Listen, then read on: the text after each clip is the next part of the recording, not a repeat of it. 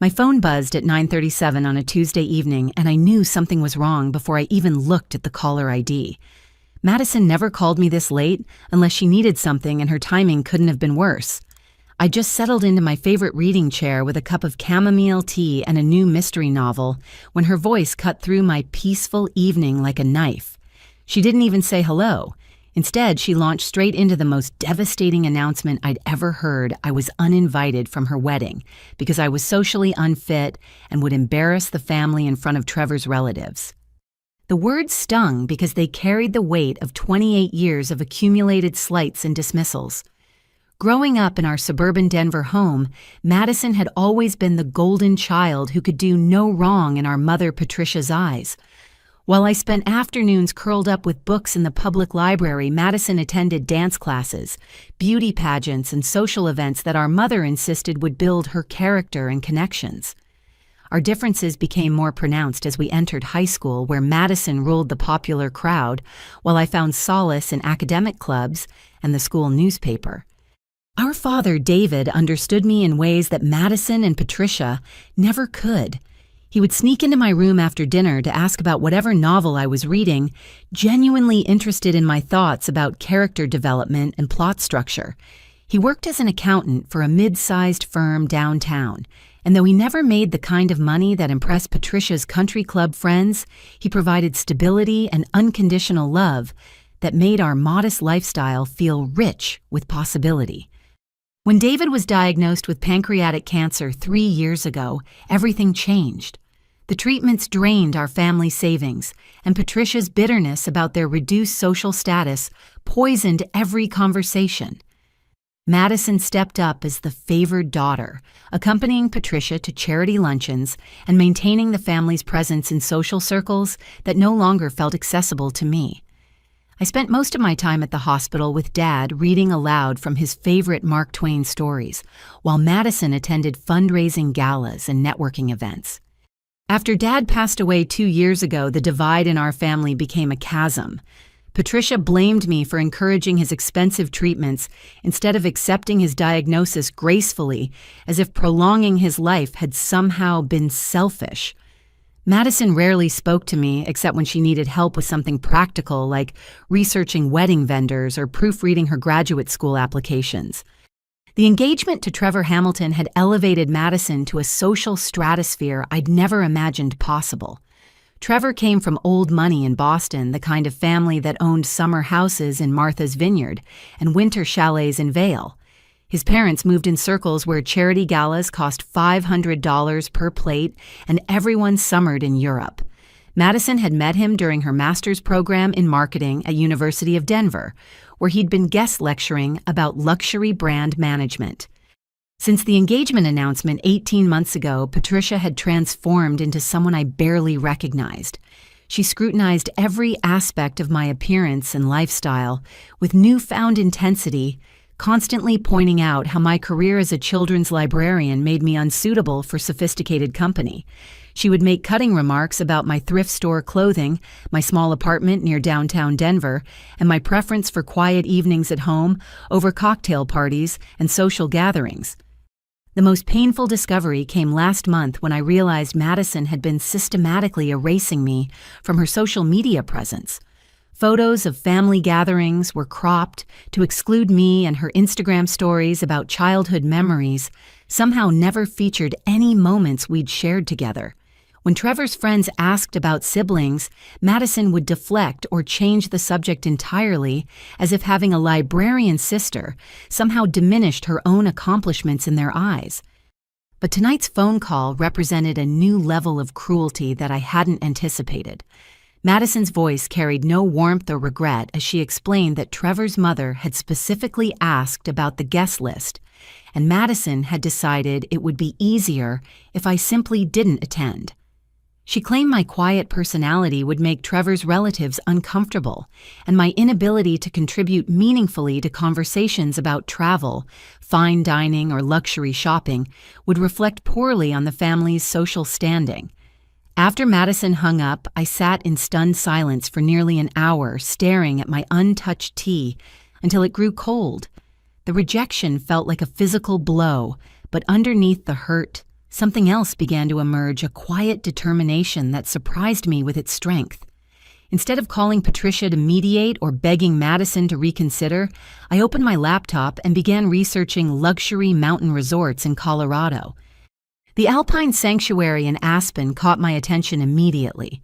Nestled among snow-capped peaks at an elevation of 9,000 feet, the resort promised complete digital detox world-class spa treatments and gourmet farm-to-table dining experiences. The photographs showed rustic elegance, hand-hewn timber buildings with floor-to-ceiling windows, private balconies overlooking pristine wilderness, and amenities that cost more per night than I typically spent on groceries in a month. The presidential suite availability for the exact week of Madison's wedding felt like cosmic justice. I'd been saving $5,000 to buy Madison an extravagant wedding gift, something worthy of her new social status that might finally earn me some respect in her eyes. Instead, I transferred the entire amount toward a 7-day retreat that would coincide perfectly with her wedding festivities. My emergency fund contributed another $3,000 money I'd been hoarding for true disasters, like job loss or medical emergencies. But sitting alone in my apartment, feeling the sting of my sister's casual dismissal, this felt like exactly the kind of emergency that required dramatic action. I booked the most expensive package available: daily spa treatments, private hiking guides, gourmet meals prepared by a James Beard award-winning chef, and access to exclusive amenities typically reserved for celebrities and billionaires. The next morning, I called in vacation time at the library, explaining to my supervisor, Janet, that I needed to attend to urgent family matters. It wasn't technically a lie, though the urgent matter involved prioritizing my own mental health over my family's expectations for the first time in my adult life. Janet, who'd known me for 5 years and watched me work through every holiday while my coworkers traveled with their families, immediately approved the request without requiring documentation. Shopping for appropriate resort wear required stepping far outside my comfort zone. Instead of my usual discount retailers, I visited boutiques in Cherry Creek that catered to women who vacationed in places like Aspen regularly. The saleswoman, a sophisticated blonde named Cordelia, sized up my budget and lifestyle with practiced efficiency before selecting hiking boots that cost more than my monthly car payment and activewear that made me feel like someone entirely different. My best friend Sarah, a pediatric nurse at Denver Children's Hospital, met me for dinner the night before my departure. She listened with growing amazement as I described my plans, occasionally shaking her head in disbelief at my uncharacteristic extravagance. Sarah had watched Madison treat me like an inconvenience for years, and while she supported my decision to prioritize myself, she worried about the financial implications of such an expensive gesture of defiance. We sat in our favorite Thai restaurant sharing pad thai and spring rolls while I confided my deeper motivations. This wasn't just about Madison's wedding or Patricia's approval anymore. I'd spent my entire adult life accepting scraps of affection from family members who seemed embarrassed by my very existence. The resort represented something I'd never allowed myself before: the experience of being valued, pampered, and treated like someone whose comfort and happiness mattered. As I packed my new hiking gear and resort wear, I felt a mixture of anticipation and terror that kept me awake most of the night. The woman staring back at me from the bathroom mirror looked different somehow, as if making this decision had shifted something fundamental in my understanding of my own worth. Tomorrow I would board a first-class flight to Aspen, another extravagance that felt both terrifying and absolutely necessary. The presidential suite booking confirmation arrived in my email at 11:45 that night, complete with a welcome message from the resort concierge asking about dietary restrictions and preferred spa treatments. For the first time since Madison's devastating phone call, I smiled genuinely as I imagined myself soaking in a marble bathtub while my family dealt with wedding chaos without their reliable backup plan. The flight to Aspen unfolded like a dream I'd never dared to imagine for myself. First-class service included warm towels, gourmet meals served on actual china, and a flight attendant named Jessica, who anticipated my every need before I could voice it. As we descended through cloud cover toward the roaring Fork Valley, Snow-capped mountains stretched endlessly in every direction, creating a landscape so breathtaking that I pressed my face against the window, like a child seeing magic for the first time. The Alpine Sanctuary's shuttle service featured a luxury SUV with heated leather seats and a driver named Carlos, who provided fascinating commentary about local wildlife and geological formations during the 40-minute drive from the airport. He pointed out elk grazing near frozen streams and explained how the resort's architects had positioned every building to maximize mountain views while minimizing environmental impact. But nothing Carlos said prepared me for the moment we pulled into the resort's circular driveway. The main lodge rose from the landscape like something from a fairy tale constructed from massive timber beams and native stone that seemed to grow naturally from the mountainside. Floor-to-ceiling windows reflected the afternoon sun off snow-covered peaks, and every architectural detail spoke of understated luxury that whispered, rather than shouted, its exclusivity. Elena Rodriguez, the guest services coordinator, greeted me personally at the reception desk with news that made my knees weak. Due to a last-minute cancellation by a European dignitary, my standard Mountain View room had been upgraded to the presidential suite at no additional charge.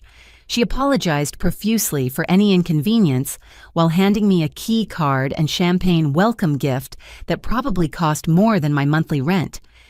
The presidential suite occupied the entire top floor of the lodge's east wing, accessed by a private elevator that required special key card authorization. When the doors opened directly into my temporary home, I stepped into a living space that belonged in architectural magazines.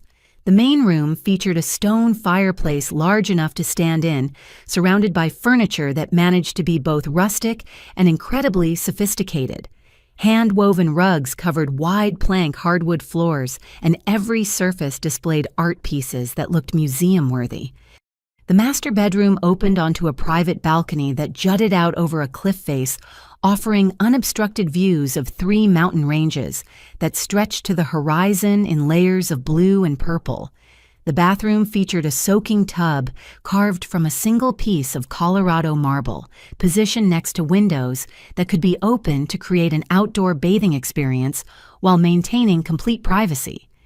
But the most luxury element was the silence. After years of living in a downtown apartment where sirens, traffic, and neighbor noise provided constant background soundtrack, the profound quiet of the mountains felt almost spiritual. The only sounds were wind through pine trees and the distant call of hawks circling thermal currents high above the valley floor. Elena had arranged for a welcome basket that included locally sourced honey artisanal chocolates made in nearby Glenwood Springs and a bottle of Colorado wine that had won international awards.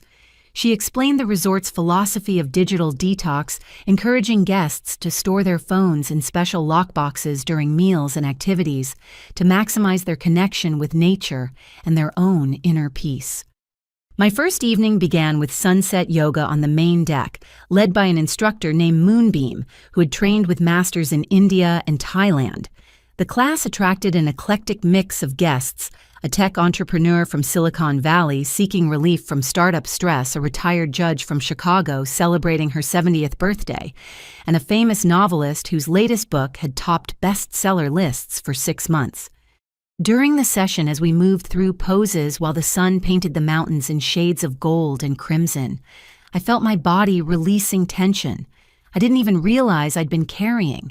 The stress of Madison's rejection, Patricia's constant criticism, and years of feeling invisible in my own family began melting away with each deep breath of pristine mountain air.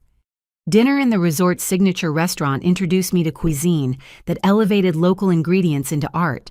Chef Antoine Dubois, who had earned 3 Michelin stars in France before relocating to Colorado for the lifestyle, personally presented each course with explanations of the sourcing and preparation techniques. Wild game harvested from the surrounding forests, vegetables grown in the resort's own greenhouses, and wines selected to complement the high-altitude environment created a meal that engaged all my senses. But the most unexpected discovery was how comfortable I felt in conversations with other guests. The retired judge Catherine Walsh had actually been a Broadway actress before pursuing law school in her 40s. She regaled our table with stories of performing Shakespeare while navigating early motherhood, and she seemed genuinely interested when I described my work developing literacy programs for underprivileged children at the library. Dr. Marcus Sterling, the pediatric surgeon from Boston, sat across from me during dessert and asked thoughtful questions about how reading therapy helped children cope with trauma and illness. His questions demonstrated a depth of understanding about child psychology that impressed me, and his easy laughter made the conversation feel natural rather than forced. When he mentioned his family's foundation work in education, I found myself sharing ideas about innovative library programming with an enthusiasm I rarely displayed in social settings. As the evening wound down, I retreated to my suite, feeling more relaxed and confident than I had in months. The marble bathtub beckoned, and I indulged in a long soak with lavender bath salts, while watching stars appear one by one in the crystal-clear mountain sky. For the first time since Madison's phone call, I wasn't thinking about her wedding or my family's dysfunction. Instead, I was fully present in my own experience, savoring luxury that felt earned rather than guilty. Saturday morning dawned clear and crisp with temperatures hovering around 35 degrees and fresh snow dusting the highest peaks. While Madison prepared for her wedding 3 hours away in Denver, I laced up my new hiking boots for a guided mountain climbing experience that would take me to elevations above 11,000 feet. My phone remained locked in the suite's digital detox box, following Elena's suggestion to embrace complete disconnection from outside obligations. The climbing guide Jake Morrison was a former Olympic athlete who had relocated to Colorado after competing in winter sports internationally. He assessed my fitness level with professional expertise before designing a route that would challenge me without overwhelming a beginner. We started on gentle trails through aspen groves where golden leaves still clung to branches. Despite the advancing season, then gradually ascended toward rockier terrain that required actual climbing skills. Jake proved to be an excellent teacher, patiently demonstrating proper techniques for reading rock faces, testing handholds, and maintaining balance on challenging surfaces. As we climbed higher, the physical exertion demanded total focus that left no mental energy for family drama or wedding worries. My world narrowed to the immediate requirements of each movement, finding secure footing, distributing weight properly, and trusting my own strength to carry me upward. The summit offered panoramic views that defied description. Standing on a rocky outcrop with the entire roaring Fork Valley spread below, I felt simultaneously insignificant and powerful. Jake shared energy bars and hot chocolate from his thermos while pointing out distant peaks and explaining how geological forces had shaped this landscape over millions of years. The perspective shift was profound. My family's drama felt microscopic compared to the ancient, enduring beauty surrounding us. Meanwhile, back in Denver, Madison's carefully planned wedding was beginning to unravel in ways that would have been comical if they weren't so devastating. The morning started with minor irritations.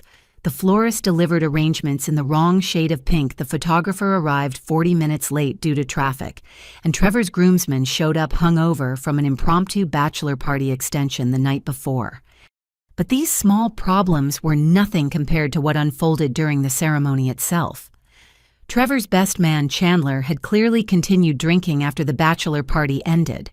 His speech during the reception became an uncomfortable, rambling mess that included inappropriate jokes about Madison's previous relationships and crude observations about marriage that made elderly relatives shift uncomfortably in their seats.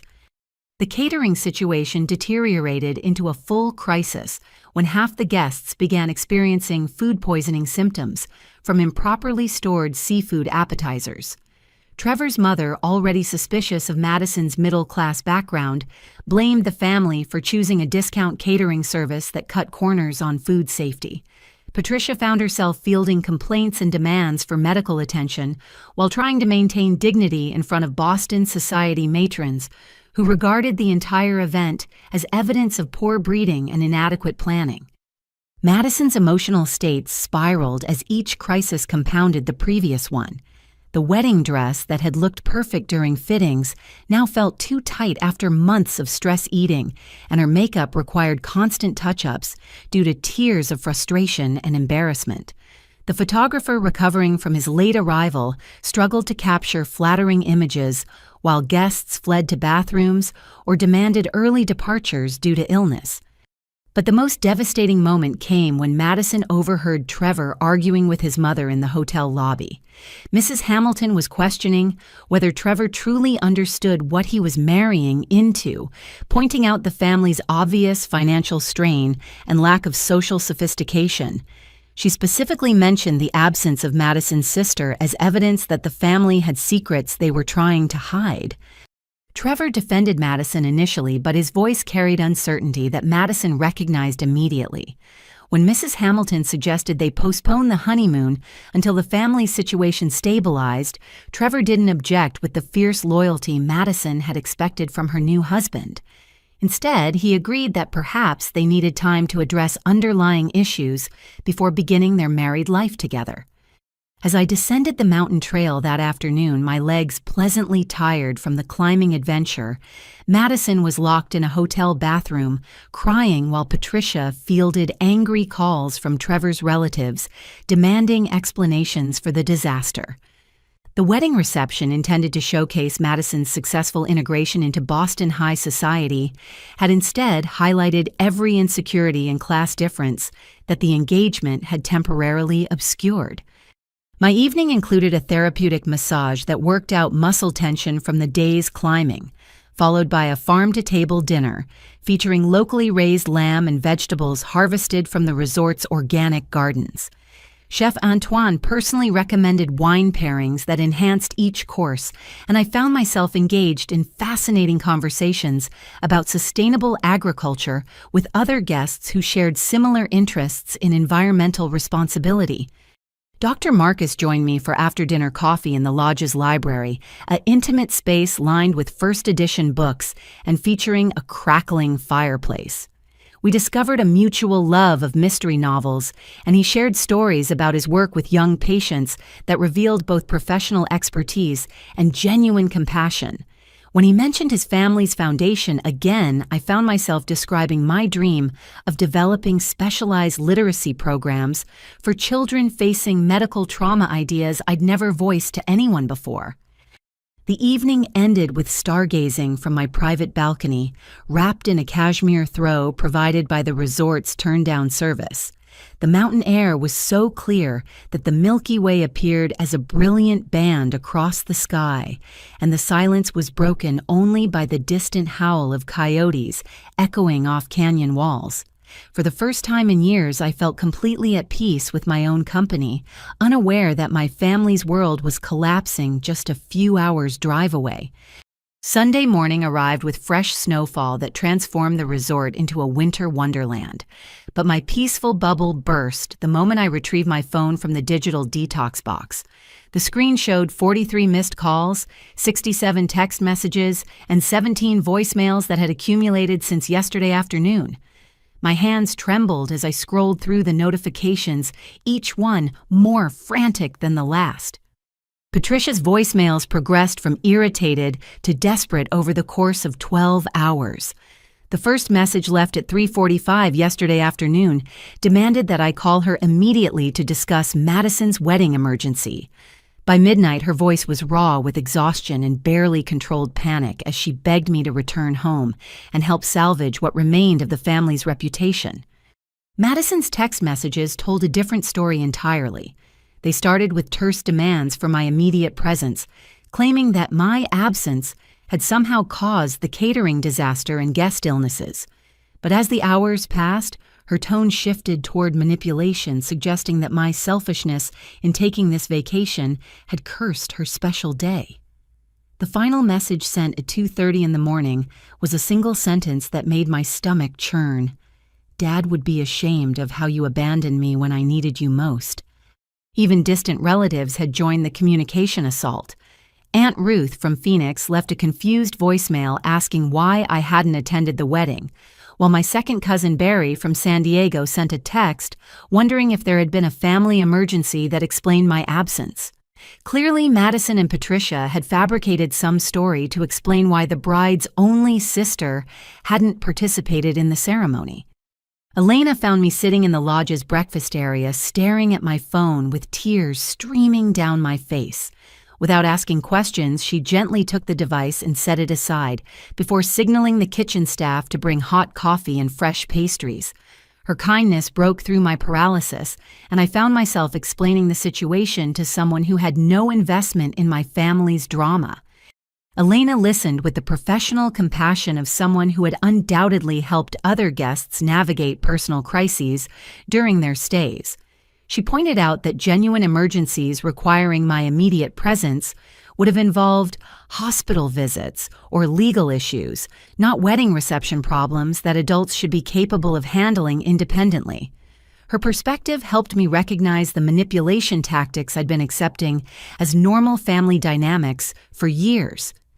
The breakfast conversation was interrupted by Dr. Marcus, who noticed my distress and asked Elena's permission to join us. When I explained the barrage of guilt-inducing messages, his expression shifted from concern to barely contained anger. As someone who dealt with actual life-and-death emergencies in his pediatric surgery practice, he found my family's manufactured crisis both manipulative and emotionally abusive. Marcus shared his own experience with family members who had tried to guilt him into abandoning medical school to manage their personal problems. His advice was simple but revolutionary for someone raised to prioritize others' comfort above my own well-being. I had every right to finish my vacation before addressing family drama that had existed long before this weekend and would continue regardless of my immediate response.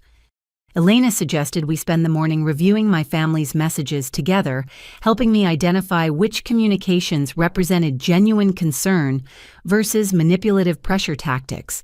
The exercise proved illuminating as patterns emerged that I'd never recognized before. Patricia's messages focused entirely on how my absence affected her social standing, while Madison's communications blamed me for problems that had clearly resulted from poor planning and unrealistic expectations. The most revealing discovery came when we analyzed the timeline of calls and messages. The first frantic communications had arrived before the wedding ceremony even began, suggesting that my family viewed me primarily as a crisis management resource, rather than someone whose presence they valued for emotional support. They hadn't missed me during happy moments. They'd only noticed my absence when problems required solving. But among all the manipulative messages, one stood out as genuinely surprising. Trevor himself had sent a brief text at 11:23 the night before. "Jacqueline, I owe you a sincere apology. After yesterday's events, I realize I judged you based on incomplete information. When you're ready, I'd welcome the chance to meet you properly and apologize in person. I'm sorry for any role I played in your exclusion. Trevor." The message's formal tone suggested someone raised with old-fashioned manners, but the content revealed a level of self-reflection that impressed me. Unlike my mother and sister's blame-shifting communications, Trevor had taken responsibility for his own assumptions and expressed genuine regret. Elena pointed out that his apology had arrived during what should have been his wedding night, indicating that the marriage celebration had gone even worse than the frantic family messages suggested. Marcus encouraged me to maintain radio silence until I felt emotionally prepared to respond thoughtfully rather than reactively. He reminded me that my family had managed their own problems for decades without requiring my constant intervention, and their current crisis didn't constitute a legitimate emergency that demanded my immediate sacrifice of this hard-earned vacation time. We decided to spend the afternoon on a guided nature photography expedition that would keep me engaged in positive activities while processing the emotional impact of my family's manipulation attempts.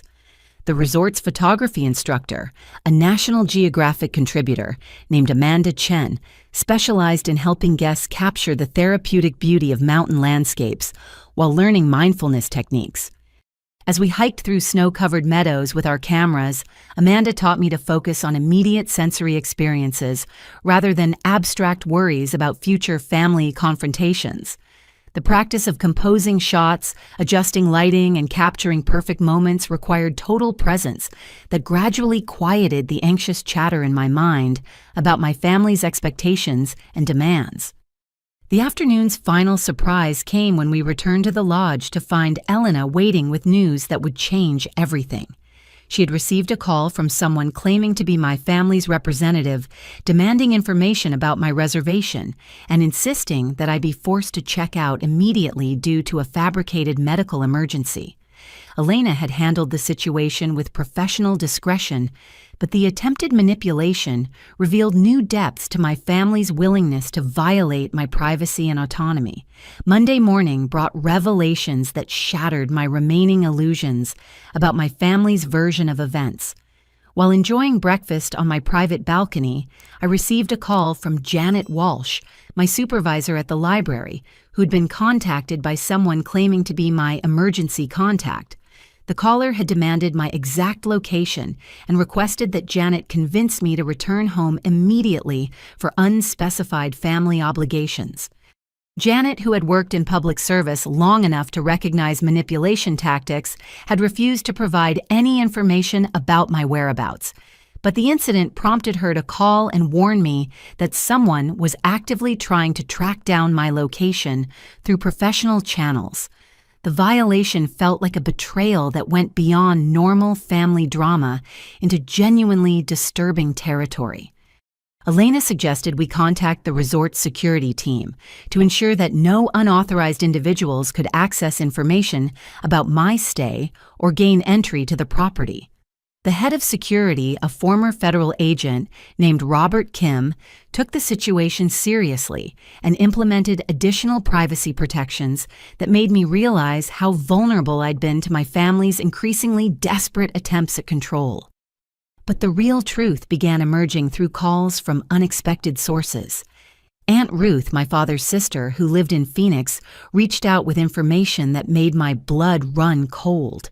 She had received a frantic call from Patricia, explaining that I'd suffered a nervous breakdown and disappeared without explanation, leaving my family to wonder if I was safe or contemplating self-harm.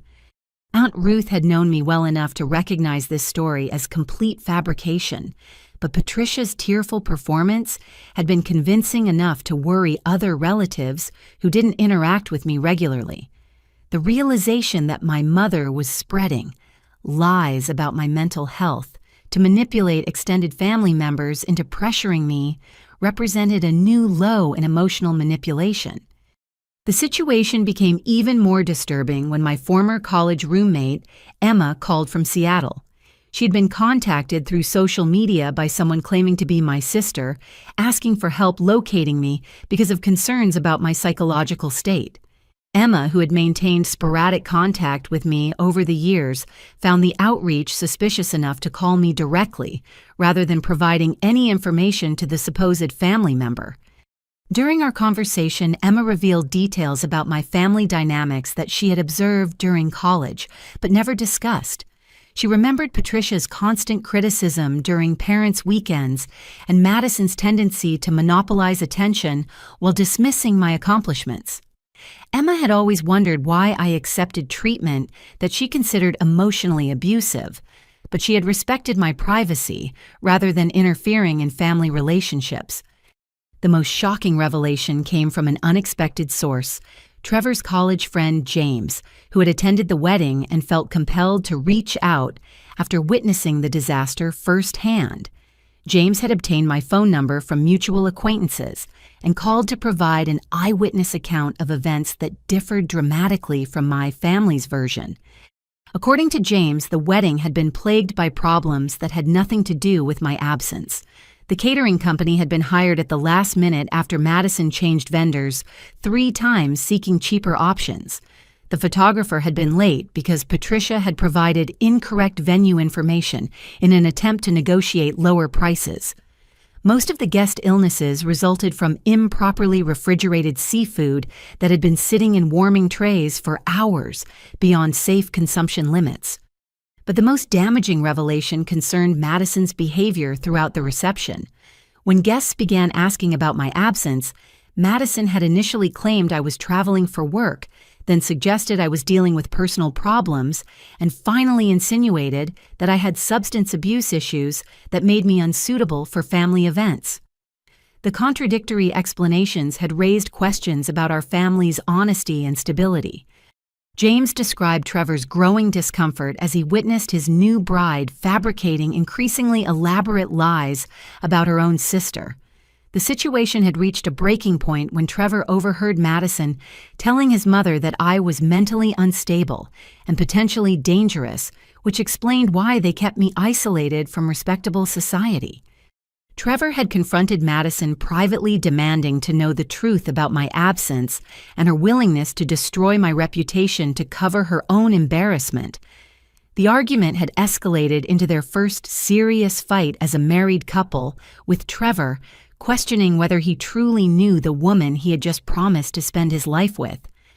The honeymoon had been canceled not because of guest illnesses or catering problems, but because Trevor insisted they needed marriage counseling before traveling together. He had been particularly disturbed by Madison's casual cruelty towards someone who couldn't defend herself, viewing it as a character flaw that raised serious concerns about their future together. James also revealed information about Trevor's family background that explained his shock at Madison's behavior. The Hamiltons, despite their wealth and social status, prided themselves on treating service workers, distant relatives, and social inferiors with dignity and respect. Trevor had been raised to believe that character was demonstrated through kindness to those who couldn't provide any benefit in return. As I processed these revelations while sitting in the resort's meditation garden, I began to understand that my family's frantic communications weren't motivated by love or concern for my well-being. Instead, they were desperate to control the narrative and prevent me from learning the truth about how my absence had exposed their dysfunction to people whose opinions they valued. The afternoon brought another unexpected contact that would prove crucial to my growing understanding of the situation. Dr. Harrison Mills, a family friend who had known my father professionally, called to express condolences for my supposed breakdown and offer professional counseling services. When I explained that I was perfectly fine and enjoying a vacation, Dr. Mills was confused but relieved. During our conversation, Dr. Mills revealed that Patricia had contacted him with concerns about my psychological state, claiming that I had been exhibiting erratic behavior and making threats toward family members. She had requested documentation of my alleged mental health issues for legal purposes, presumably to establish grounds for some kind of intervention or guardianship proceeding. Dr. Mills, who had known me since childhood and understood my father's protective relationship with me, had been suspicious of Patricia's claims, but concerned enough to reach out directly.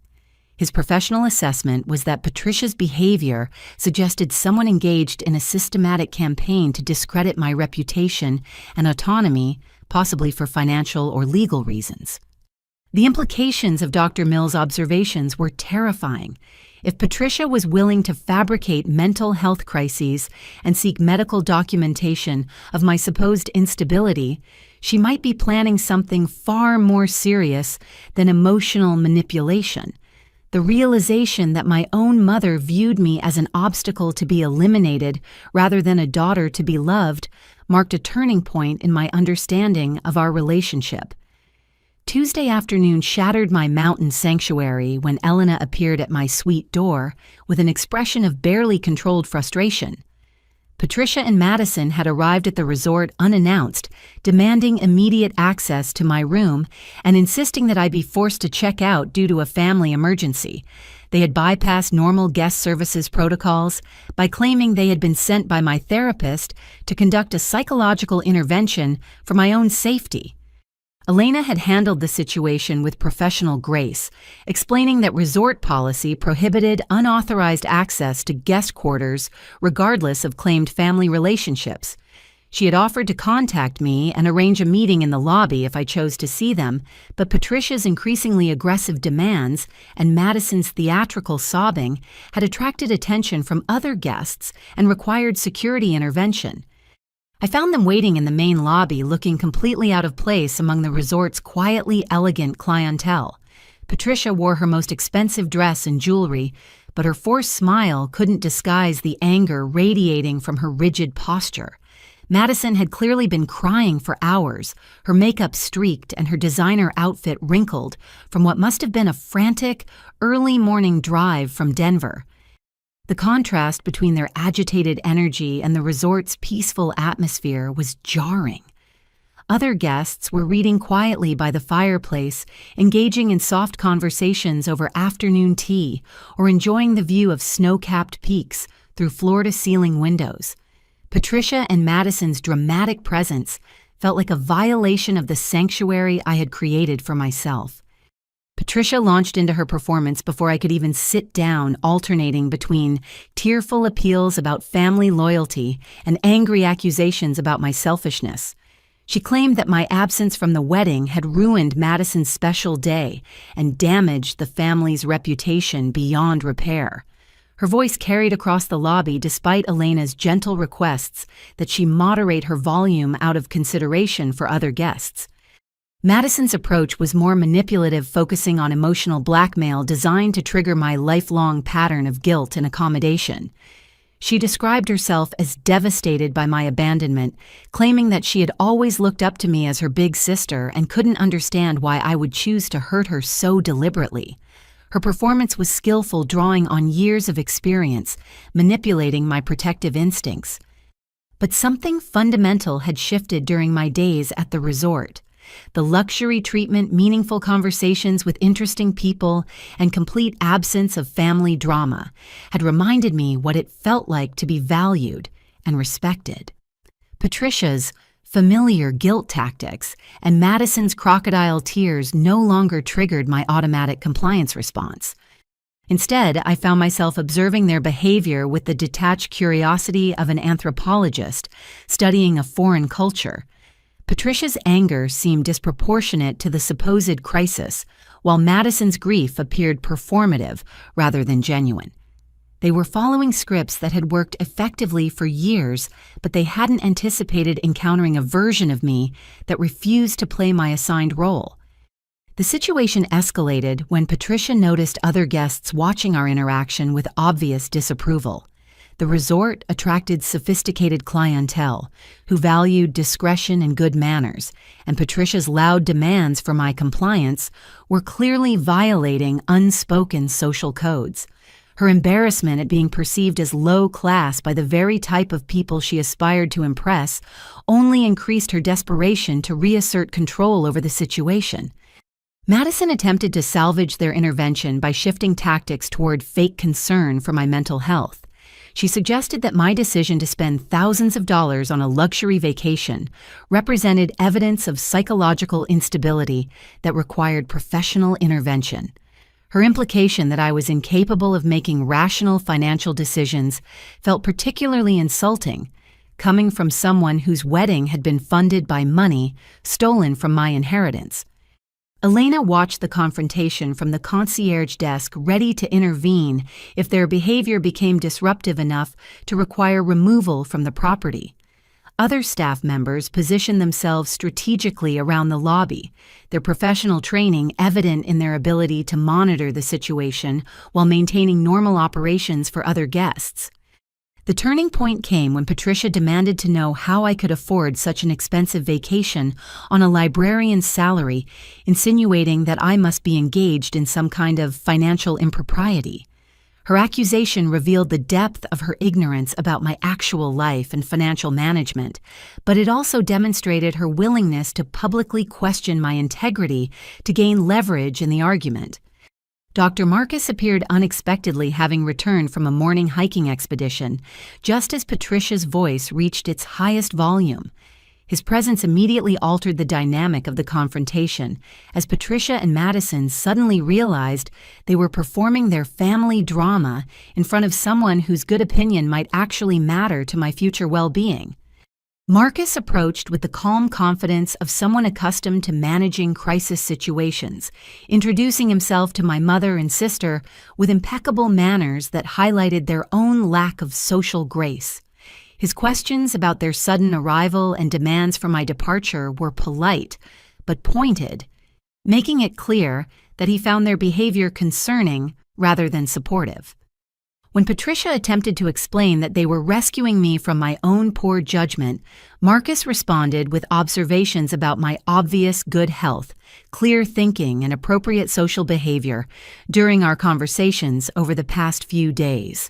His professional assessment carried weight that undermined their claims about my supposed psychological instability. The confrontation reached its climax when Madison accused Marcus of taking advantage of my vulnerable state, suggesting that he was somehow manipulating me for his own purposes. Her accusation revealed such a fundamental misunderstanding of healthy adult relationships that it shocked everyone within hearing distance, including several resort staff members who had witnessed my positive interactions with other guests. Marcus handled Madison's accusation with surgical precision, explaining that his interest in my well-being was based on respect for my intelligence, kindness, and interesting conversation, rather than any perceived vulnerability. His response highlighted the insulting assumptions underlying Madison's worldview, where my value existed only in relation to my usefulness to family members. Elena finally intervened when it became clear that Patricia and Madison had no intention of respecting my right to finish my vacation in peace. She explained that their continued presence was disturbing other guests and violated the resort's policies regarding harassment of registered visitors. Security personnel were prepared to escort them from the property if they couldn't moderate their behavior immediately. The ultimate humiliation for Patricia came when Elena quietly mentioned that several other guests had expressed concern about the family emergency that seemed to involve wealthy strangers verbally attacking a obviously well-adjusted young woman. The implication that sophisticated observers had judged the situation and found Patricia and Madison's behavior inappropriate rather than justified left them speechless for the first time since their arrival. The moment Patricia and Madison realized that their usual manipulation tactics were failing spectacularly in front of witnesses whose opinions mattered, something shifted in the lobby's atmosphere.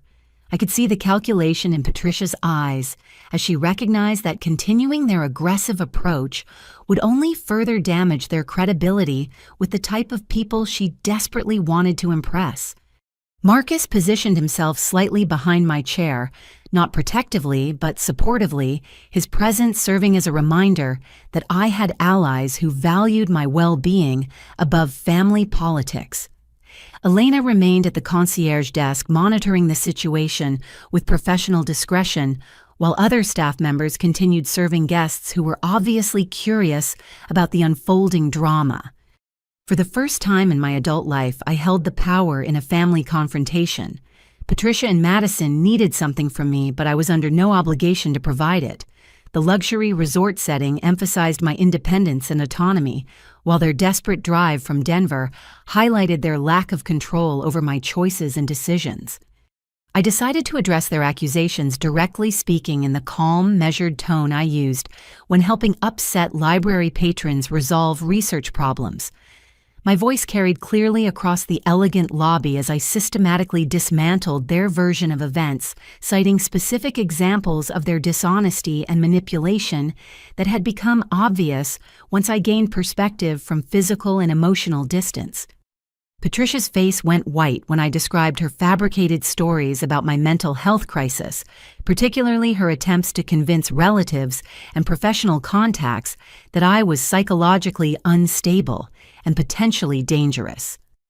The realization that I knew about her deception campaign clearly terrified her, suggesting that she had committed to lies that could have serious legal and social consequences. Madison's reaction was more complex, cycling between defensive anger and genuine shame as I recounted her systematic erasure of me from her social media presence and public narratives. When I mentioned her willingness to invent substance abuse problems and mental health issues to explain my absence to wedding guests, she seemed to recognize the cruelty of her behavior for the first time. But the most devastating moment came when I addressed their financial motivations directly. Speaking clearly enough for nearby guests to hear, I explained how Patricia had been intercepting birthday and holiday cards intended for me, including ones containing money from relatives who assumed I was receiving their gifts and good wishes. The accusation hung in the air like smoke from an extinguished fire, impossible to ignore or dismiss. Patricia's attempts to deny the charge fell flat when I mentioned specific amounts and occasions that I couldn't have known about unless I had evidence of her theft. Madison's horrified expression suggested that she was learning about this betrayal for the first time. Other resort guests were no longer pretending to ignore our conversation, their sophisticated sensibilities clearly offended by the revelation of financial impropriety within a family. The social context that Patricia had hoped would pressure me into compliance was now working against her as witnesses formed judgments about her character, based on behavior they could observe directly. Dr. Marcus contributed to the power shift by mentioning in passing his family's involvement in charitable foundation work that required careful vetting of potential partners and beneficiaries. His casual reference to background investigation procedures sent a clear message that Patricia's behavior was being evaluated by people with resources and connections she couldn't control or manipulate. Elena approached our group with news that would prove crucial to the changing dynamic. Catherine Walsh, the retired Broadway actress who had befriended me during my stay, had recognized Patricia from newspaper coverage of a charity embezzlement scandal 20 years earlier. Catherine had discreetly shared this information with Elena, who felt I should be aware of my mother's history before making decisions about family reconciliation. The revelation that Patricia's past included financial impropriety at a children's charity where she had volunteered explained so much about her current behavior patterns. Her desperation to maintain social standing and her willingness to steal from her own daughter suggested someone who had never learned appropriate boundaries around other people's money and trust. Madison's world visibly crumbled as she processed this new information about the woman who had shaped her values and priorities. The mother she had admired and emulated for her social climbing abilities was revealed as someone with a documented history of betraying vulnerable people for personal gain. Patricia's attempts to minimize or deny Catherine's recognition failed miserably when Elena mentioned that Catherine maintained extensive connections in Denver's charity and social circles. The implication that Patricia's past would be thoroughly investigated and widely discussed if this confrontation continued publicly clearly terrified her. The final blow to Patricia's position came when Marcus quietly shared that his family's foundation had been among the organizations that investigated the charity scandal Catherine remembered. He had access to detailed records of Patricia's financial manipulations and could verify the accuracy of any accusations against her without difficulty. Faced with the prospect of having her past exposed to exactly the type of people whose approval she craved most desperately, Patricia finally agreed to discuss the situation privately rather than continuing the public confrontation. But the damage to her credibility and authority had already been done in front of witnesses who would remember her behavior and judge her accordingly. Madison requested a private conversation with me, her voice small and defeated in a way I had never heard before. The confident, manipulative sister who had dismissed me so casually just days earlier was gone, replaced by someone who seemed to recognize the magnitude of her mistakes for the first time. As we moved to a quiet corner of the lobby, I realized that the family dynamics that had defined my entire life had shifted permanently. Patricia and Madison were no longer the arbiters of my worth and value. Instead, they were revealed as flawed people whose opinions carried no more weight than anyone else's judgments about my choices and behavior. The conversation that followed would determine whether any relationship between us could be salvaged, but for the first time in my adult life, I held the power to set the terms and conditions of my family's access to my time, energy, and forgiveness. The private conversation with Madison took place in the resort's intimate library, surrounded by first edition books and the gentle crackling of a wood fire. Away from Patricia's domineering presence and the public pressure of the main lobby, Madison seemed to shrink into herself, becoming someone I barely recognized as the confident, dismissive sister who had excluded me from her wedding just days earlier. She began with what appeared to be genuine remorse, admitting that she had been jealous of my relationship with our father and resentful of my academic achievements throughout our childhood. The confession surprised me because I had always assumed Madison preferred Patricia's attention and approval over Dad's quieter affection. Learning that she had envied our shared love of books and intellectual conversations revealed depths to her insecurity that I had never suspected. But Madison's most devastating admission concerned the financial pressure she had been under since Trevor's engagement announcement. His family's wealth and social expectations had terrified her into accumulating massive credit card debt while trying to fit into their lifestyle. Designer clothing, expensive social events, beauty treatments, and wedding planning costs had created financial obligations that far exceeded her marketing job salary. Patricia had enabled Madison's overspending by providing access to money that I now realized must have come from my intercepted cards and manipulated inheritance funds. The revelation that my own savings had been funding Madison's attempt to buy acceptance from Trevor's family added another layer of betrayal that was almost too painful to process fully. Madison's tears seemed genuine as she described the crushing anxiety of maintaining appearances while knowing she couldn't afford the lifestyle she was attempting to project. Every social event with Trevor's friends had been an exercise in terror, wondering if someone would ask questions she couldn't answer or notice details that revealed her actual financial situation. The wedding planning had become particularly stressful because Patricia insisted on competing with Boston society standards, using money they didn't actually possess. The catering changes, venue modifications, and last-minute vendor switches had all been motivated by financial constraints that Madison was too proud to admit to Trevor or his family. But the most shocking revelation concerned Trevor's growing awareness of the deception. He had begun asking uncomfortable questions about wedding expenses, family financial situations, and Madison's evasiveness about her background months before the ceremony. His questions had triggered panic attacks that Madison had hidden by blaming stress on normal wedding planning pressures. Madison admitted that excluding me from the wedding had been motivated by fear that my presence would expose the family's true financial and social status. She had convinced herself that my librarian career, modest apartment, and simple lifestyle would embarrass her in front of Trevor's sophisticated relatives. The irony that her own behavior had been far more embarrassing than my honest authenticity seemed to be dawning on her for the first time. Catherine Walsh's recognition of Patricia had triggered a crisis that went far beyond wedding day disasters. Trevor had been quietly investigating our family's background through private channels available to wealthy Boston families, and Patricia's history of charity embezzlement had already been discovered and verified through multiple sources. Madison revealed that Trevor's mother had confronted her privately about Patricia's past, demanding explanations for why Madison had never mentioned her mother's criminal history.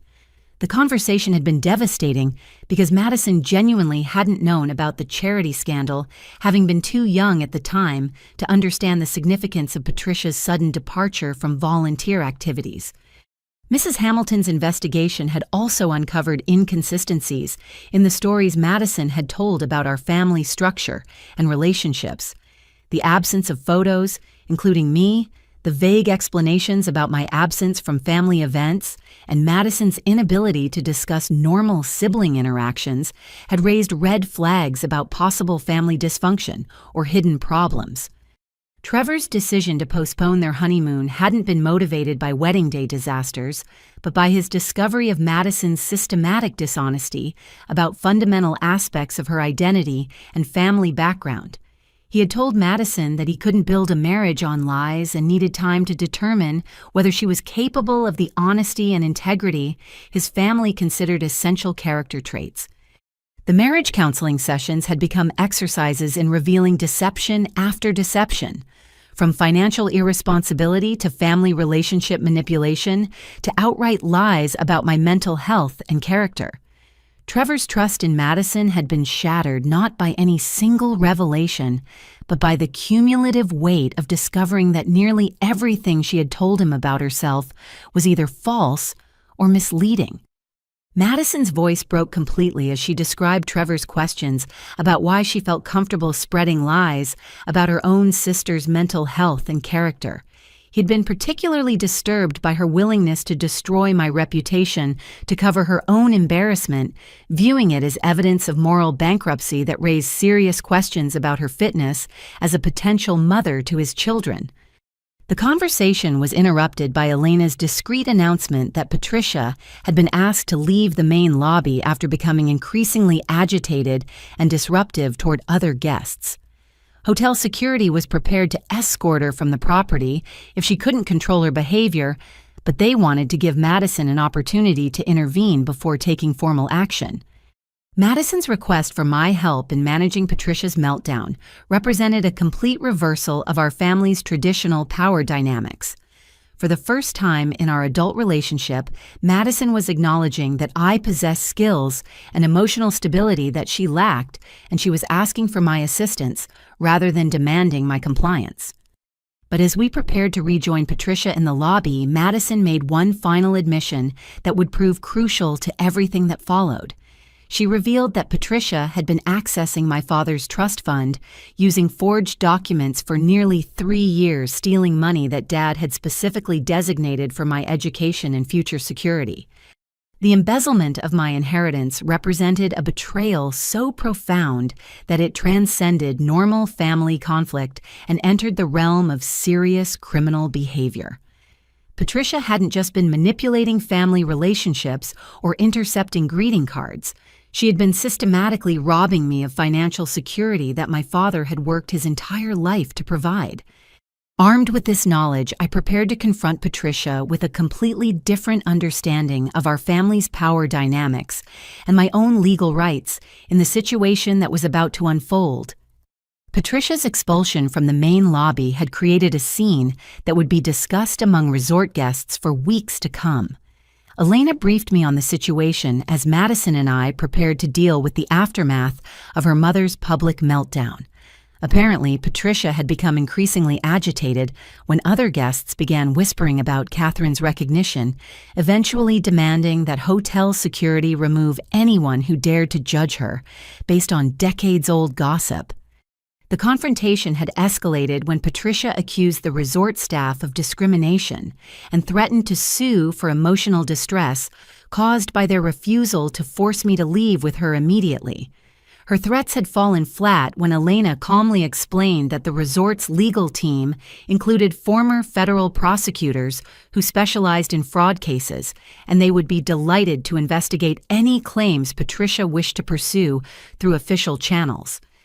Dr. Marcus approached me with information that would prove crucial to my understanding of the legal implications surrounding Patricia's theft of my inheritance.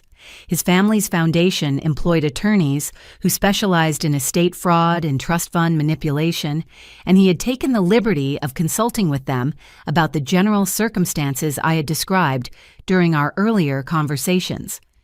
The legal experts had confirmed that forging documents to access trust funds constituted serious federal crimes, carrying potential prison sentences of up to 20 years.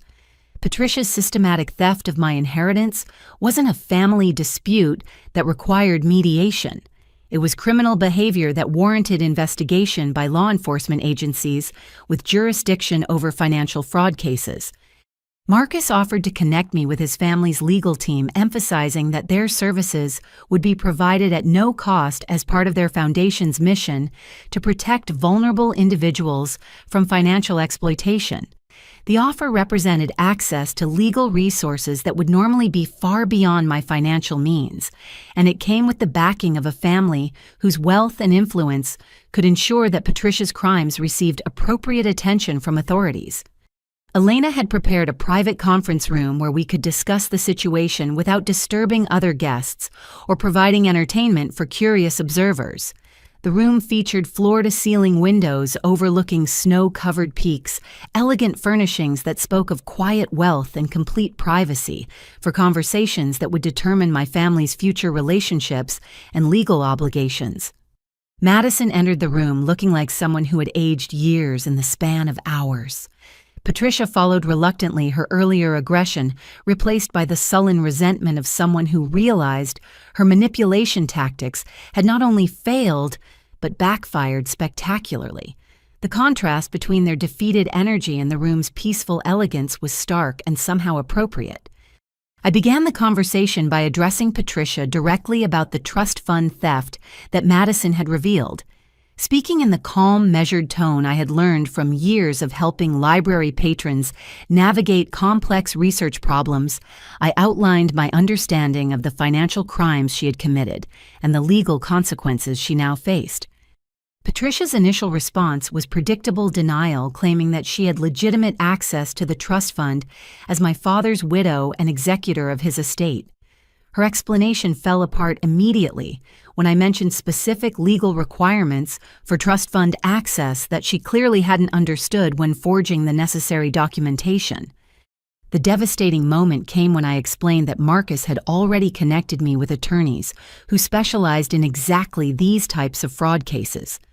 Patricia's face went ashen as she realized that her crimes would be investigated by legal professionals with the resources and expertise to pursue prosecution regardless of her ability to pay for expensive defense attorneys. Madison's reaction was equally dramatic, but for different reasons. Learning that her entire adult lifestyle had been funded by money stolen from her sister triggered a psychological crisis that was painful to witness. She had built her identity around being the successful, sophisticated daughter who deserved nice things, only to discover that her advantages had been purchased through criminal behavior. Patricia attempted to minimize the severity of her crimes by claiming that she had always intended to repay the money once Madison's marriage to Trevor stabilized the family's financial situation. Her explanation revealed the depth of her delusion about the legal and moral implications of trust fund theft, as well as her assumption that Madison's wealthy husband would somehow provide retroactive justification for criminal behavior. But the most shocking revelation came when Patricia admitted that the trust fund theft was just the beginning of her financial crimes against me. She had also forged my signature on documents related to my father's life insurance policy, claiming benefits that should have come to me as the primary beneficiary. The insurance money had funded Madison's graduate school education wedding expenses and the lifestyle improvements that Patricia had used to maintain her social standing. The total amount of money stolen from my inheritance exceeded $200,000, plus 3 years of accumulated interest and investment growth that would have occurred if the funds had remained in legitimate accounts. Patricia had essentially robbed me of the financial security that my father had worked his entire adult life to provide, using the money to maintain a lifestyle that her own income couldn't support. Marcus quietly excused himself to make phone calls to the legal team, returning within an hour with news that would change everything about Patricia's situation. The attorneys had already begun preliminary research into the trust fund documentation, and their initial findings suggested that Patricia's crimes were extensive enough to warrant immediate investigation by federal authorities. The conversation was interrupted by an unexpected arrival that shocked everyone in the room. Trevor appeared at the conference room door, having driven through the night from Denver after receiving disturbing reports about the confrontation at the resort. His presence immediately altered the dynamic of our family crisis, bringing an outside perspective that forced everyone to confront how our dysfunction appeared to objective observers. Trevor's first action was to approach me directly with an apology that demonstrated the kind of character and integrity that Madison had been trying to fake throughout their relationship. He acknowledged that he had judged me based on incomplete and deliberately misleading information provided by Madison and Patricia, and he expressed genuine regret for his role in my exclusion from their wedding. But Trevor's most significant contribution to the conversation was his revelation that his family had been conducting their own investigation into Patricia's background since the wedding disaster. The Hamilton family's private investigators had uncovered extensive evidence of Patricia's financial crimes, including documentation that could be used to support criminal prosecution. Trevor explained that his family took reputation and character seriously enough to thoroughly vet anyone who married into their circle. Patricia's history of charity embezzlement combined with her recent theft of trust fund money had raised red flags that prompted professional investigation by people with resources and connections far beyond what our family could access or resist. The most devastating blow to Patricia's position came when Trevor quietly mentioned that his family's attorneys had already contacted federal authorities about potential fraud cases involving my inheritance. The investigation was proceeding regardless of my personal decisions about prosecution, because the Hamilton family refused to be associated with criminal financial behavior through marriage connections. Patricia's final attempts at manipulation focused on emotional blackmail designed to prevent me from cooperating with legal authorities. She claimed that prosecuting her would destroy what remained of our family relationships and leave Madison without maternal support during her marital crisis. Her appeals to family loyalty rang hollow after years of prioritizing her social status over my well-being. Madison surprised everyone by rejecting Patricia's manipulation attempts and encouraging me to pursue whatever legal remedies I felt were appropriate. Her willingness to support justice over family loyalty represented genuine growth that offered hope for our future relationship, even if it came too late to save her marriage to Trevor. The afternoon ended with clear understanding that Patricia faced serious legal consequences regardless of my personal preferences about forgiveness or family reconciliation. The wheels of justice were already in motion, powered by people with resources and influence far beyond what our small family drama could control or manipulate. The evening brought a period of reflection that allowed me to process the magnitude of the legal and emotional revelations that had transformed my family relationships forever. Dr. Marcus had arranged for dinner to be served in the private conference room, ensuring that we could continue our discussions without interruption or public attention from other resort guests. Trevor's presence had introduced a perspective on consequences that none of us had fully considered. His family's wealth and social influence meant that Patricia's crimes would receive attention from law enforcement agencies that might otherwise overlook financial fraud cases involving smaller amounts of money. The Hamilton name carried enough weight to ensure thorough investigation and appropriate prosecution regardless of our family's preferences. But Trevor also brought news about the broader implications of Patricia's criminal behavior for Madison's future prospects and social standing. The Boston social circles that Madison had been so desperate to join would inevitably learn about her mother's fraud convictions, and the association would damage Madison's reputation permanently unless she took decisive action to distance herself from Patricia's choices. Marcus returned from another consultation with his family's legal team, bearing documents that outlined my options for pursuing restitution and criminal prosecution. The attorneys had advised that Patricia's crimes were serious enough to warrant federal charges, but they had also emphasized my right to negotiate terms that prioritized financial recovery over punitive measures. The legal experts had identified 3 potential paths forward. Full criminal prosecution would likely result in Patricia's imprisonment and complete restitution of stolen funds, but it would also create public records that would follow our family permanently. Civil action would focus on financial recovery while avoiding criminal penalties, but it would require ongoing legal battles that could last for years. The third option involved negotiated settlement that would provide immediate restitution in exchange for my agreement not to pursue criminal charges. I found myself in the unexpected position of holding absolute power over Patricia's future.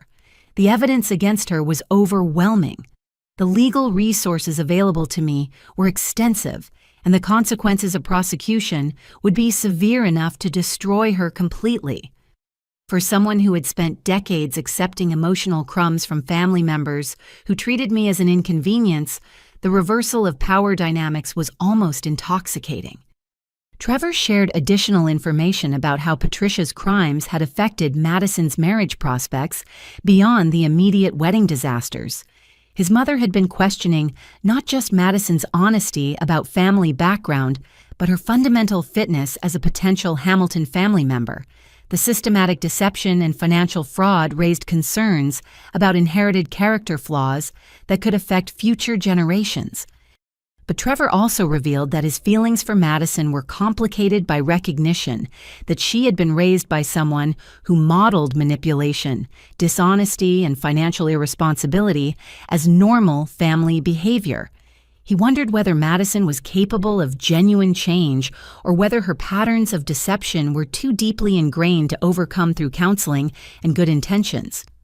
Madison's response to Trevor's concerns demonstrated growth that surprised everyone in the room. Instead of defensive justifications or emotional manipulation, she acknowledged that her behavior had been unacceptable and expressed understanding for his family's concerns about her character and trustworthiness. Her willingness to take responsibility without making excuses represented genuine progress toward becoming someone worthy of respect. The most difficult moment came when Madison asked for my honest assessment of her character and potential for change.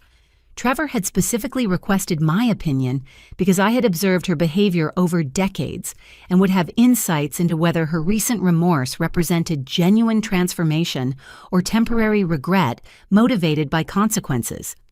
I found myself in the position of either condemning Madison's chances for happiness or offering hope for redemption that might not be justified by her history of cruelty and manipulation. The decision felt enormous because Trevor clearly valued my opinion enough to let it influence his choice about whether to continue their marriage. After careful consideration, I told Trevor that Madison had demonstrated capacity for both kindness and cruelty throughout our childhood, but that Patricia's influence had consistently rewarded her worst impulses while punishing empathy and authenticity. I believed that Madison could change if she was willing to separate herself from Patricia's toxic influence and commit to the hard work of rebuilding her character from foundational principles. But I also emphasized that change would require Madison to make amends for years of harmful behavior toward people who couldn't benefit her socially or financially. True character development would be demonstrated through her treatment of service workers, distant relatives, and social inferiors rather than her ability to charm people whose approval she craved. Trevor listened to my assessment with the careful attention of someone making a decision that would affect his entire future. He asked follow-up questions about specific examples of Madison's capacity for growth and her willingness to prioritize integrity over social advancement. His questions revealed someone who took character seriously enough to base major life decisions on careful evaluation of moral foundations. The conversation was interrupted by Patricia's attempt to negotiate privately with me about the terms of potential settlement agreements. She had apparently spent the afternoon researching the legal consequences she faced and realized that criminal prosecution would result in imprisonment that could last for decades, given her advanced age and poor health. Patricia's settlement offer involved full restitution of stolen funds, plus interest-written acknowledgement of her crimes and public apology to family members who'd been deceived by her lies about my character and mental health. In exchange, she requested my agreement not to pursue criminal charges that would result in imprisonment and permanent destruction of what remained of her social standing. The offer represented everything I could have hoped to achieve through legal action, but it also carried the moral weight of allowing someone who had committed serious crimes to escape the consequences that would typically apply to such behavior. Patricia was essentially asking me to prioritize family relationships over justice, the same pattern of enabling that had allowed her crimes to continue for years. Marcus advised me to consider the broader implications of my decision for other potential victims of similar crimes. Allowing Patricia to escape criminal prosecution might encourage other people to commit trust fund fraud if they believed that family pressure could prevent appropriate consequences. The precedent I set could affect how similar cases were handled in the future. The evening ended with my announcement that I needed time to consider Patricia's settlement offer before making decisions that would affect everyone's future. But I also made clear that any agreement would require Patricia to accept full responsibility for her crimes and their impact on our family relationships without attempts to minimize or justify her behavior. The decision about Patricia's settlement offer required careful consideration of factors that extended far beyond my personal desire for justice or family harmony. Dr. Marcus had arranged for me to speak directly with his family's attorneys via video conference, allowing me to understand the full implications of each potential choice without the pressure of family members advocating for their preferred outcomes. The legal experts explained that white-collar crimes like trust fund fraud typically resulted in prison sentences because financial exploitation of family members represented particularly serious violations of trust that deserved strong deterrent punishment. However, they also acknowledged that prosecution consumed enormous amounts of time, energy, and emotional resources that could be directed toward more positive purposes if restitution was achievable through alternative means. The attorneys advised that my age and financial situation made immediate restitution more valuable than the satisfaction of seeing Patricia imprisoned for crimes that had already been committed and couldn't be undone through punishment. They emphasized that criminal prosecution would provide public vindication, but wouldn't necessarily serve my long-term interests in building financial security and moving forward with my life. After extensive consultation and careful consideration of all factors involved, I decided to accept Patricia's settlement offer with modifications that would ensure accountability while allowing our family to begin healing from decades of toxic dysfunction. The terms I negotiated were designed to provide justice without vengeance, consequences without destruction. Patricia would provide full restitution of the $215,000 she had stolen from my trust fund and insurance benefits, plus accumulated interest and penalties that brought the total to nearly $300,000. She would also pay for all legal fees associated with investigating her crimes and negotiating the settlement agreement. But financial restitution was only part of the accountability I required. Patricia would provide written acknowledgement of her crimes and their impact on our family, including specific admission that she had deliberately stolen money intended to provide for my future security. The document would serve as legal protection against future attempts to minimize or deny her criminal behavior. Patricia would also be required to contact every family member and family friend who had been told lies about my character, mental health, or reasons for missing Madison's wedding. She would provide full correction of these false narratives, along with apology for any distress or confusion her deception had caused among people who cared about my well-being. The settlement included provisions for ongoing accountability that would prevent Patricia from returning to her previous patterns of manipulation and financial irresponsibility. She would be required to attend weekly therapy sessions with a counselor who specialized in financial crimes and personality disorders, and she would provide quarterly reports on her progress toward developing appropriate boundaries and ethical behavior. Madison's response to the settlement terms surprised everyone with its maturity and insight. Instead of defending Patricia or minimizing her crimes, Madison expressed gratitude that I was willing to provide their mother with opportunities for redemption rather than pursuing maximum punishment through criminal prosecution.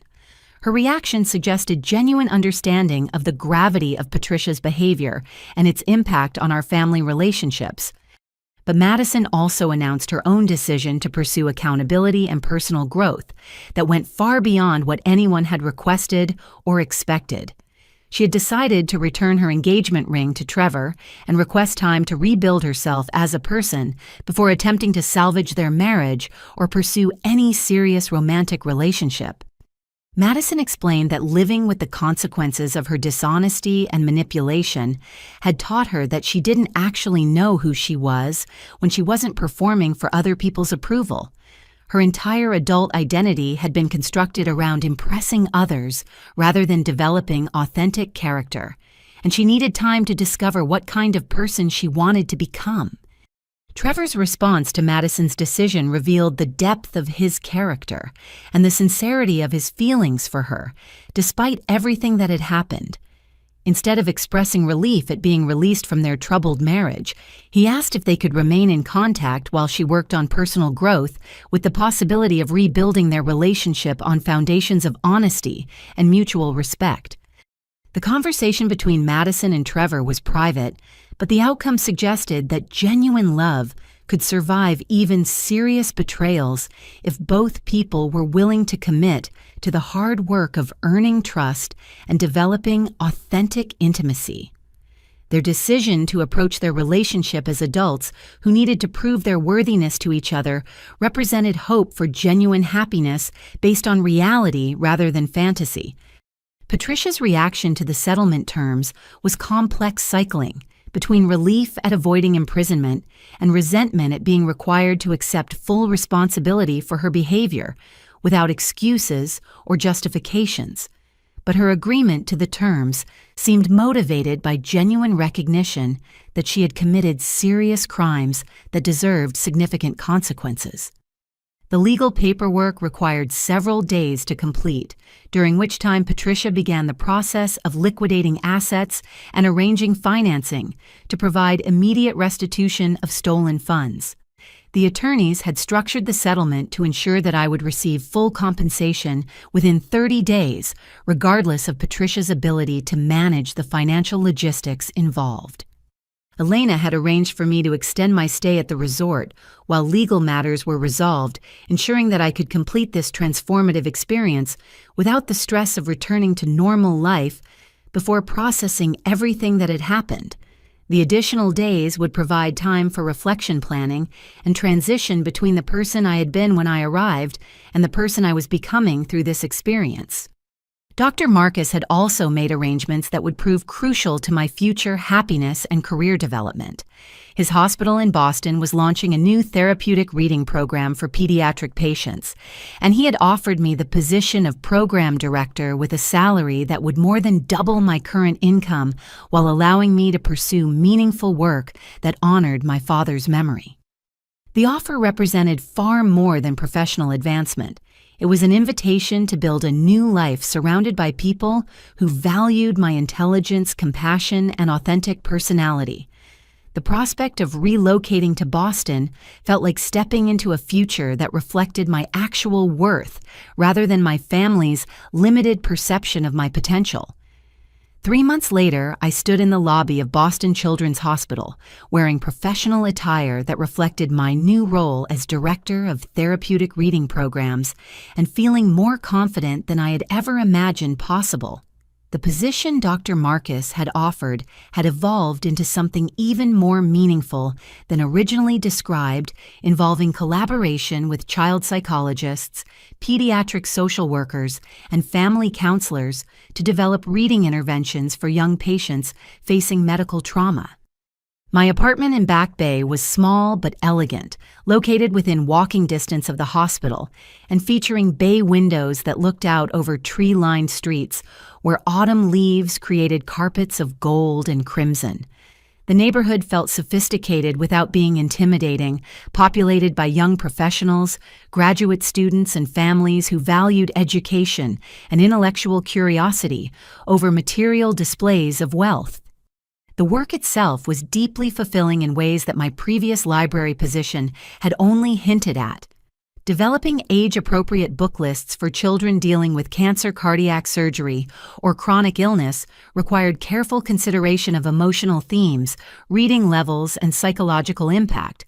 The program aimed to help young patients process their medical experiences through characters who face similar challenges and emerge stronger. Dr. Marcus had become more than a colleague.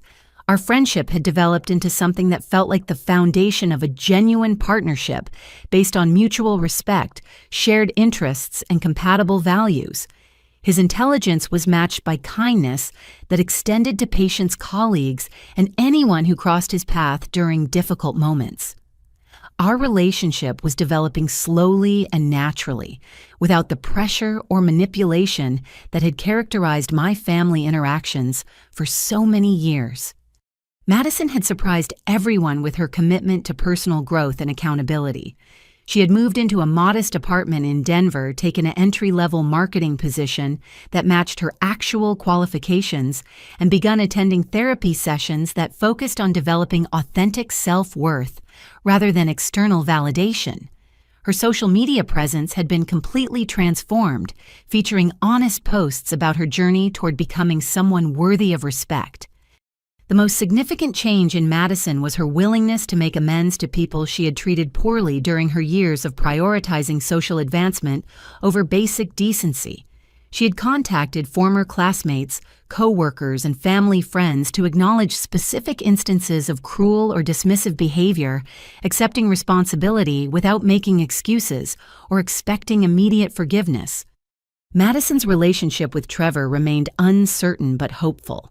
They had been dating casually while she worked on personal development, with the understanding that marriage would only be reconsidered if and when she demonstrated genuine character transformation.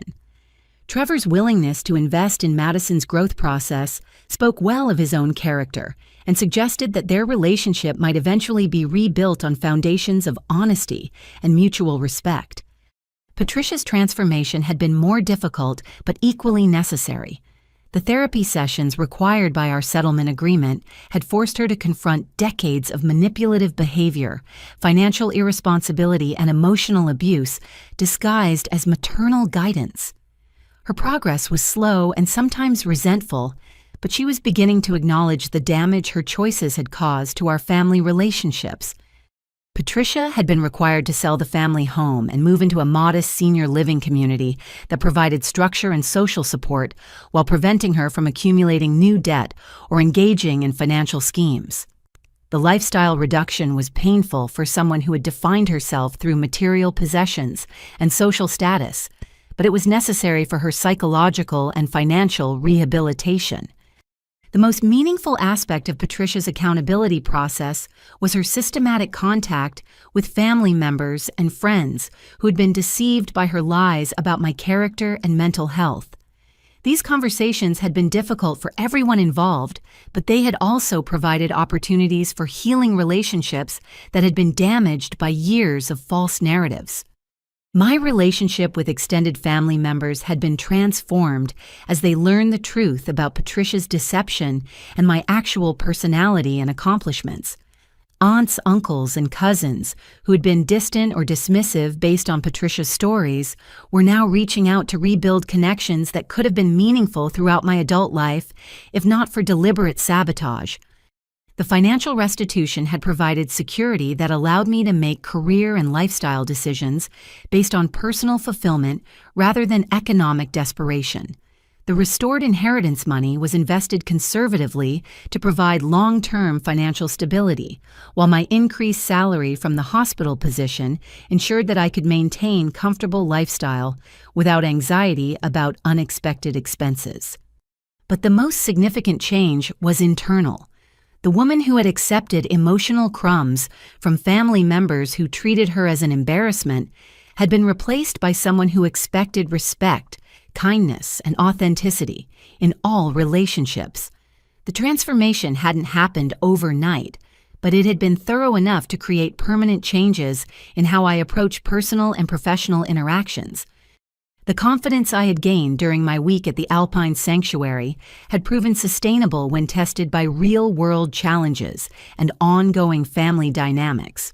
Standing up to Patricia and Madison during their resort confrontation had established precedents for self-advocacy that continued to serve me well in Boston, where my opinions and expertise were valued by colleagues who recognized intelligence and compassion when they encountered it.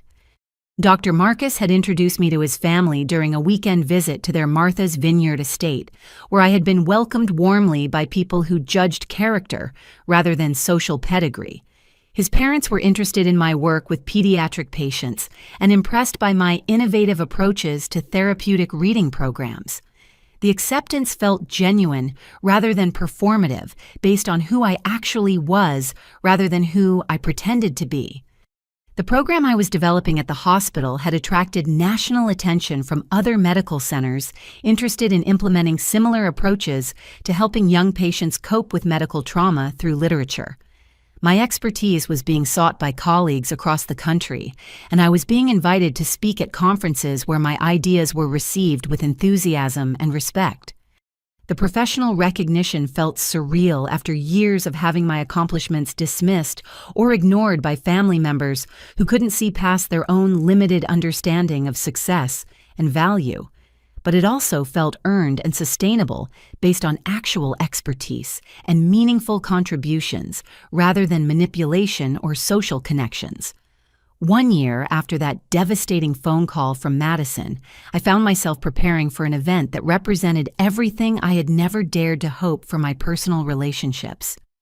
Sarah, my loyal best friend who had supported me through the darkest period of family crisis, was getting married to David, a kind pediatric nurse she had met at Denver Children's Hospital during my absence in Boston. Sarah had asked me to serve as her maid of honor, emphasizing that she wanted someone who understood the value of authentic friendship and genuine love to stand beside her during the most important moment of her life. The contrast with Madison's wedding, where I had been excluded for failing to meet arbitrary social standards, highlighted how dramatically my understanding of relationships had evolved. The wedding was everything Madison's elaborate production had failed to be intimate, heartfelt and focused on celebrating love rather than impressing observers. Sarah and David had chosen a small mountain chapel outside Denver, surrounded by aspen trees and natural beauty that provided perfect backdrop for promises made with sincerity, rather than social media potential. My maid of honor speech addressed themes that had been shaped by my own journey toward understanding the difference between performing relationships and living them authentically. I spoke about how Sarah had demonstrated friendship through consistent presence during difficulties, rather than conditional support based on my ability to enhance her social status or provide services she needed. The guest list included people who valued character over credentials, hospital colleagues, childhood friends, family members who had maintained relationships through genuine affection rather than social obligation. The conversations were meaningful because they were based on shared interests, mutual respect, and authentic concern for each other's well-being rather than competitive status displays. Madison attended the wedding as my guest, having requested permission to begin rebuilding our relationship through small gestures that demonstrated her commitment to treating me with respect and kindness. Her presence was tentative but genuine, and her behavior throughout the event showed evidence of the personal growth she had been working toward through therapy and self-reflection. Trevor had accompanied Madison to the wedding, their relationship having progressed to the point where marriage seemed possible again, but only after Madison had proven her ability to maintain honesty and integrity even when it was uncomfortable or socially disadvantageous. Their rekindled romance was based on realistic assessment of each other's flaws and strengths rather than fantasy projections of perfect partnership. Patricia had not been invited to attend a boundary that Madison had supported, despite the potential for family conflict. Patricia's accountability process was ongoing, but she had not yet earned the right to participate in celebrations that required trust, good judgment, and genuine care for others' happiness. Her exclusion was natural consequence of her behavior rather than punishment designed to cause pain. Dr. Marcus had flown in from Boston to escort me to the wedding, our relationship having deepened into partnership that felt sustainable and growth-oriented for both of us. His presence at Sarah's wedding symbolized how my personal life had been transformed by people who appreciated intelligence, kindness, and authenticity, rather than demanding performance or compliance. The hospital program I had developed was expanding to include partnerships with schools, libraries, and community centers throughout Massachusetts, creating opportunities for children facing various types of trauma to access therapeutic reading interventions. The work was being recognized as innovative and effective, leading to grant funding that would allow nationwide implementation of similar programs. My father would have been proud to see how the values he had instilled through our shared love of books and learning had evolved into meaningful career that helped vulnerable children find healing through literature. The scholarship fund I had established in his memory was providing educational opportunities for underprivileged students who demonstrated passion for reading despite economic obstacles. The financial security provided by Patricia's restitution had allowed me to make career decisions based on purpose rather than salary requirements. The freedom to pursue meaningful work without anxiety about economic survival was a gift my father had intended to provide through careful financial planning, and its restoration felt like receiving his blessing on the path I was choosing. But the most profound change was internal. The transformation from someone who accepted emotional scraps to someone who expected authentic love and respect in all relationships. The week at the Alpine Sanctuary had been catalyst for recognizing my own worth, but the lasting change had come through consistent practice of self-advocacy and boundary setting in everyday situations. Standing in that mountain chapel, watching Sarah promise to love David with the same authenticity she had shown in our friendship, I realized that being excluded from Madison's wedding had been the beginning of my real life, rather than rejection that confirmed my worthlessness. Sometimes the most painful experiences redirect us toward our true destiny by forcing us to recognize patterns that we had been accepting as normal. The dancing at Sarah's reception was joyful rather than performative, with guests celebrating love that felt genuine and sustainable rather than trying to impress each other with sophisticated moves or expensive clothing. Marcus and I moved together naturally, our partnership based on compatibility rather than conquest respect, rather than rescue fantasies. Madison approached me during the reception to express gratitude for my willingness to give her opportunities to prove her growth rather than writing her off as permanently unredeemable. Her acknowledgement of my forgiveness felt earned rather than entitled, based on changed behavior rather than family obligation or guilt manipulation. The evening ended with quiet conversations among friends who had chosen each other based on affection and shared values rather than social advantage or family connection. The contrast with the networking atmosphere that had characterized Madison's wedding highlighted how much my understanding of relationships had matured through experiencing genuine acceptance and respect. As I write this story from my sunlit Boston apartment, 2 years have passed since that devastating phone call that excluded me from Madison's wedding. The woman who once accepted emotional crumbs from family members who treated her as an embarrassment has been replaced by someone who builds relationships based on mutual respect, genuine affection, and shared values rather than desperate need for approval. The therapeutic reading program I developed has been implemented in over 50 hospitals nationwide, helping thousands of children process medical trauma through carefully selected literature that validates their experiences and offers hope for healing. My expertise is now sought by colleagues across the country, and I regularly speak at conferences where my innovations in bibliotherapy are received with enthusiasm and professional respect. Dr. Marcus and I were married 6 months ago in a ceremony that celebrated authenticity over appearances surrounded by people who value character over credentials. Our wedding was intimate and meaningful, focused on promises made with sincerity rather than social media potential.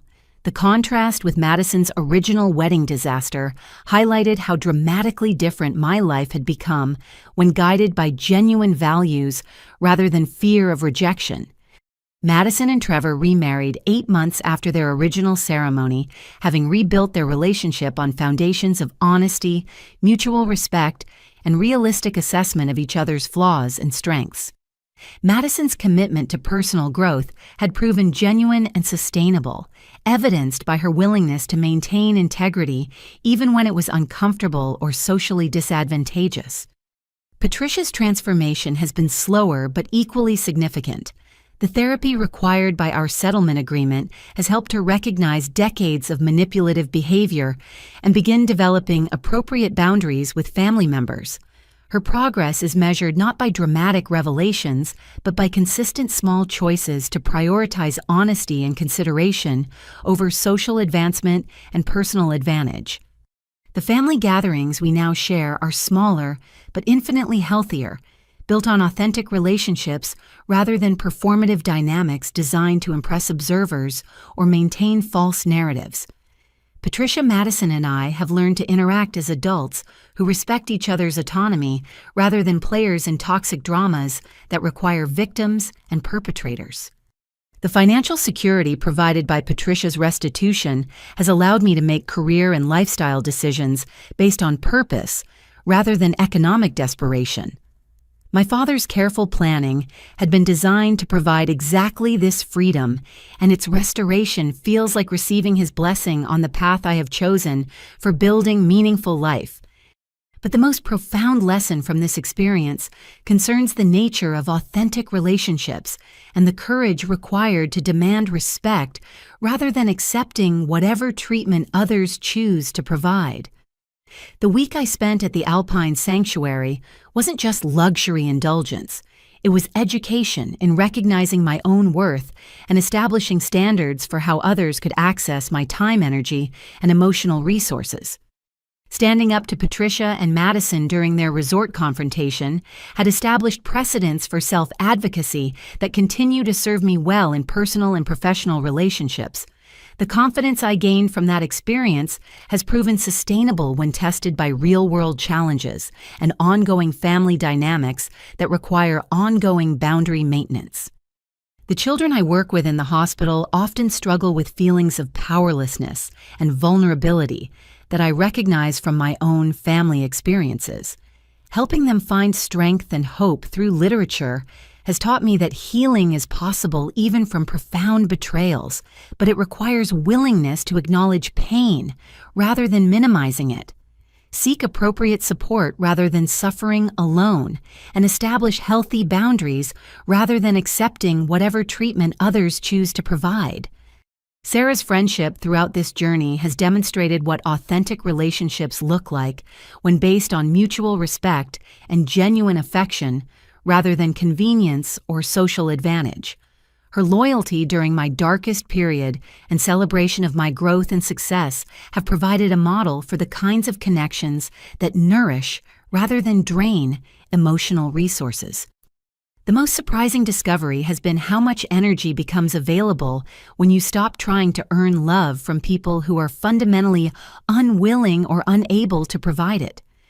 The mental and emotional resources I had been spending on managing family dysfunction were rechanneled toward building career success, meaningful friendships, and romantic partnership based on compatibility rather than rescue fantasies. Looking back, I can see that being excluded from Madison's wedding was the catalyst I needed to recognize patterns that I had been accepting as normal family dynamics.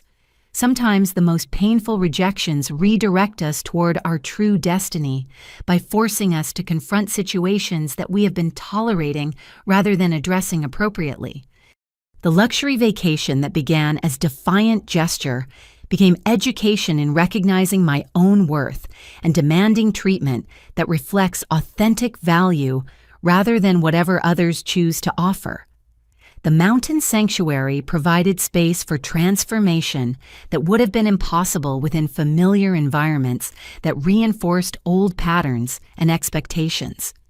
Marcus often tells his pediatric surgery colleagues that healing requires creating conditions where natural recovery processes can function effectively, and the same principle applies to emotional and psychological growth.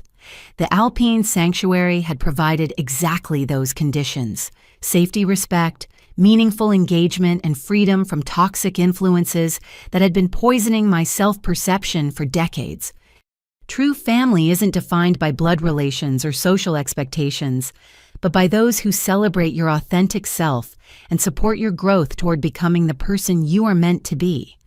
Sometimes walking away from toxic dynamics is the greatest gift you can give both yourself and others because it forces everyone to confront their behavior and choose growth over comfort. The standards I learned to establish and maintain during that transformative week have guided every relationship decision since then, from professional collaborations to romantic partnership to ongoing family interactions. People who want access to my time and energy must demonstrate respect for my autonomy, appreciation for my authentic personality, and commitment to mutual, rather than one-sided relationships. The woman who once begged for emotional scraps from family members who treated her as an embarrassment now builds connections with people who recognize intelligence, compassion, and integrity when they encounter it. The transformation required courage to demand better treatment, wisdom to recognize authentic affection when offered, and persistence to maintain boundaries even when others pressure for return to familiar dysfunctional patterns. If you're currently accepting treatment from family members or others that makes you question your worth, I encourage you to consider whether those relationships are based on genuine love or simply habit and convenience. Sometimes the most loving thing you can do is step away from toxic dynamics long enough to remember who you are when you're not trying to earn approval from people who may be fundamentally unable to provide it. The mountain sanctuary where this transformation began was expensive and felt financially irresponsible at the time, but it proved to be the best investment I have ever made in my own future, happiness, and success. Sometimes we have to spend money we don't think we can afford to create experiences that remind us of our actual worth and potential. What experiences in your own life have forced you to recognize your worth and demand better treatment from others? Have you ever had to walk away from family dynamics that were toxic, even when it felt scary or guilt-inducing? I'd love to hear your stories in the comments below about times when standing up for yourself led to positive changes you never expected. Please remember to like this video if my story resonated with your own experiences.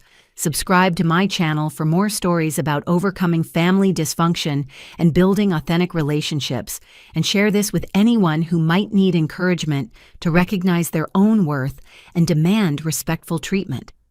Thank you for listening to my journey, and I wish you courage to create the life and relationships you truly deserve.